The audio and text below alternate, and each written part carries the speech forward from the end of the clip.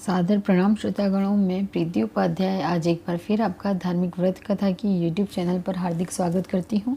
और आज मैं आपके लिए लेकर आई हूं करवा चौथ के विषय में विशेष जानकारी, जिसमें मैं आपको बताऊंगी करवा चौथ के समय हमें जब हम चंद्र को अर्घ्य देते हैं और जिसके बाद हम हमारे व्रत का पारण करते हैं, तो हमें चंद्र को अर्घ्य देते समय कौन सा मंत्र उच्चारण करना चाहिए, किस मंत्र का उच्चारण करते हुए हम हमारे पापों के लिए क्षमा मांग सकते हैं, पूजा विधि, पूजन की सामग्री, चंद्रोदय का समय, पूजन का शुभ मुहूर्त, ये सारी चीज़ें मैं आपको बताऊंगी आज इस वीडियो में। साथ ही मैं आपको ये बताऊंगी कि इस साल करवा चौथ के दिन कैसा शुभ संयोग बन रहा है, जिसकी वजह से एक करवा चौथ बहुत ही ज़्यादा शुभ फलदायी होने वाला है। और साथ ही हम आज चर्चा करेंगे सरगी के बारे में। कई जगहों पर सरगी को खाने की प्रथा होती है। तो ये सरगी होती क्या है, इसमें क्या चीज़ें होती हैं, और सरगी को खाने का भी शुभ मुहूर्त देखा जाता है। तो ये सारी चीज़ें आज मैं आपको बताऊंगी। तो आइए देखते हैं। कार्तिक मास की कृष्ण पक्ष की चतुर्थी तिथि के दिन पड़ने वाला सुहागिनियों का विशेष व्रत करवा चौथ इस बार 4 नवंबर यानी कि बुधवार कल है। यह व्रत विवाहित पति की दीर्घायु के लिए रखती हैं। तो आइए अब मैं आपको बताती हूँ कि इसमें पूजन सामग्री, पूजा मंत्र, शुभ मुहूर्त आदि क्या है। तो सबसे पहले हम देखते हैं शुभ मुहूर्त और पूजा की विधि क्या है। इसमें करवा चौथ की पूजा का शुभ मुहूर्त 4 नवंबर की शाम को 5:29 से शुरू हो जाएगा और यह शाम 6:48 तक रहेगा। और चंद्रोदय का समय है शाम को 7:57 पर होगा, जिस समय हम चंद्र को अर्घ्य देकर उसके बाद अपने पति के चरण स्पर्श कर उनका चेहरा देखकर फिर पानी पी सकते हैं और फिर खाना खा सकते हैं, हमारे व्रत का पारण कर सकते हैं। करवा चौथ की पूजन सामग्री में हम लेंगे मिट्टी का टोटीदार करवा या फिर चीनी का करवा भी आता है, वो ढक्कन, पानी का लोटा, गंगा जल, दीपक, बत्ती, अगरबत्ती, चंदन, कुमकुम, रोली, अक्षत, फूल, कच्चा दूध, दही, देसी घी, शहद, चीनी, हल्दी, चावल, मिठाई, चीनी का बूरा, मेहंदी, महावर, सिंदूर, कंघा, बिंदी, चुनरी, चूड़ी, बिछुआ, गौरी बनाने के लिए पीली मिट्टी, लकड़ी का आसन, छलनी, 8 पूरियों की अठवारी, हलवा और दक्षिणा के पैसे भी शामिल हैं। और संक्षिप्त में मैं आपको बताऊं कि करवा चौथ के सामान में क्या होता है। जो हम सामान्य रूप से जो पूजा की थाली तैयार करते हैं वो, और उसके अलावा औरतें जो 16 श्रृंगार करती हैं, जो उन्हें किसी को मनसना होता है, वो श्रृंगार की चीज़ों का इसमें काफ़ी महत्व है, उसका शामिल किया जाता है। तो ये अब मैं आपको बताती हूँ पूजा की विधि। करवा चौथ के दिन सुबह सूर्योदय से पहले उठ जाना चाहिए। इसके बाद सरगी के रूप में मिला हुआ भोजन करना चाहिए। उसके बाद पानी पीकर और भगवान की पूजा कर निर्जला व्रत का संकल्प लें। करवा चौथ में महिलाएं पूरे दिन अन्न जल कुछ भी ग्रहण नहीं करती। शाम के समय चांद को देखने के बाद दर्शन कर व्रत खोलती हैं।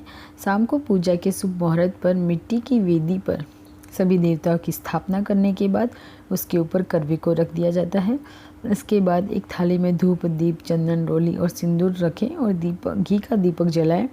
ध्यान रखें कि चांद निकलने के 1 घंटे पहले से ही पूजा शुरू कर देनी चाहिए, ताकि उगते हुए चंद्र को अर्घ्य दिया जाता है।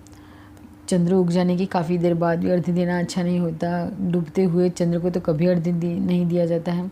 उगता हुआ चंद्र जो होता है, जो थोड़ा सा मध्यम सा दिखाई देता है, उसी को अर्घ्य दिया जाता है। उसी का बहुत महत्व होता है। इसलिए अगर आपकी पूजा में बहुत समय लगने वाला है तो आपको पूजा घंटे भर पहले ही चालू कर देनी चाहिए। तो अब देखते हैं हम कौन सा मंत्र हमें जपना चाहिए। करवा चौथ के दिन रात के समय चंद्रमा को अर्घ्य देते समय सौम्य रूप महाभाग मंत्र राज द्विजोत्तम मम पूर्वकृतम पापम औषधीस क्षमस्व में, इस मंत्र का जाप करना चाहिए। मैं एक बार आपको फिर से बोलकर बताती हूँ।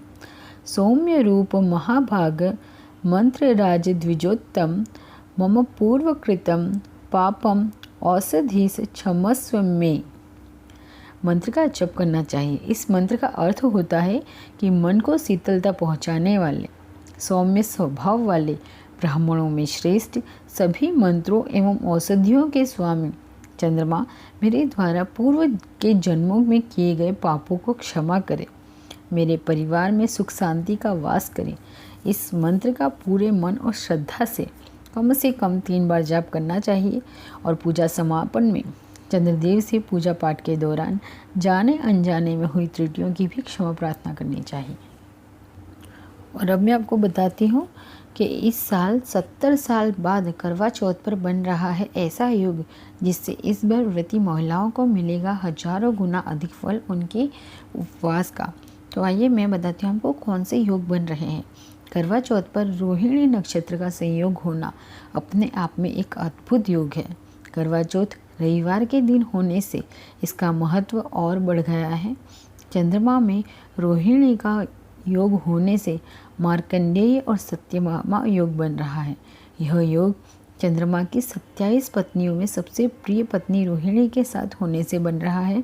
पति के लिए व्रत रखने वाली सुहागिनों के लिए यह बेहद फलदायी होगा। ऐसा योग भगवान श्री कृष्ण और सत्यभामा के मिलन के समय भी बना था।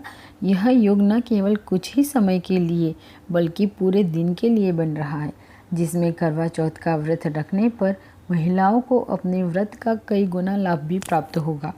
सर्वार्थ सिद्धि योग शुभ योगों में से एक माना जाता है। इस योग में किया गया कोई भी कार्य अवश्य ही सफल होता है और साथ ही उस कार्य का कई गुना लाभ भी प्राप्त होता है। तो इस तरह से ये सारे योग बन रहे हैं। अब मैं आपको बताती हूँ किन चीज़ों को शामिल करना होता है सरगी में, सरगी क्या होती है, और बहुएं भी अपनी सास को बायना देती है वो क्या होता है, सरगी की थाली में क्या किस तरह से सजाया जाता है, और सरगी खाने का भी शुभ मुहूर्त होता है वो क्या है इस बार। ये सारी चीज़ें अब मैं आपको बताती हूँ। तो पहले हम देखते हैं क्या होती है सरगी। सरगी में प्रमुख तौर पर खाने पीने की चीज़ों को ही शामिल किया जाता है। सरगी सूर्योदय से पहले सास अपनी बहू को खाने के लिए देती है। इसमें मिठाई, फल और मेवा रखा जाता है। आजकल सास सरगी में अपनी बहू को कपड़े भी भेंट के तौर पर देती है। बहुएं सरगी को बुजुर्गों के प्रसाद के रूप में ग्रहण करने के बाद ही व्रत की शुरुआत करती है। इसे किसी भी स्थिति में सूर्योदय से पहले ही खाना होता है।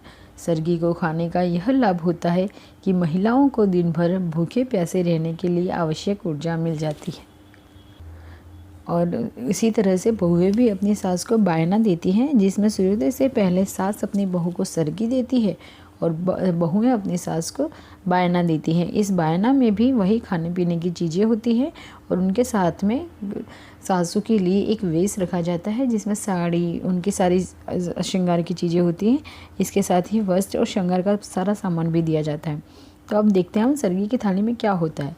सरगी की थाली में फलों का विशेष महत्व होता है। माना जाता है कि फलों की मिठास के जरिए सास अपनी बहू को उसके जीवन में मिठास बने रहने का आशीर्वाद देती है।